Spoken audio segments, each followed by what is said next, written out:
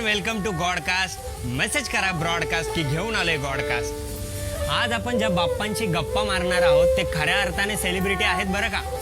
ओळखलं का? लालबागचे बाप्पा. सेलिब्रिटी म्हणून तुम्ही एवढं अंतर निर्माण केलंय आपल्यात की तुम्हालाच माझ्यापर्यंत पोहोचता येत नाहीये.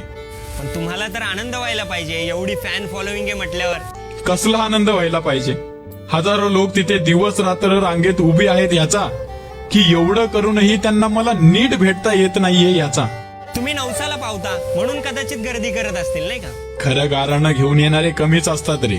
बाकीचे तुमच्या भाषेत काय ते फोमो होतो म्हणून येतात. म्हणजे माझ्या दर्शनाला येणं आणि तासन तास उभं राहणं ही मिरवण्याची गोष्ट झाली आजकाल, जे अजिबात योग्य नाहीये. मग काय वाटतं तुम्हाला या गर्दीकडे बघताना? भीती वाटते, दुःख वाटतं. हे मी माझ्या आणि अशा सर्व फेमस मूर्त्यांच्या वतीने बोलतोय. मला सांगा, तुमच्या घरचा घरी नसेल तर शेजारचा गणपती आणि मी कुणी वेगळा आहे का रे? मुळात मला सांगा, तुम्ही गारांनी मांडता कुणाकडे? बाप्पाकडे की आम्हा मूर्त्यांकडे?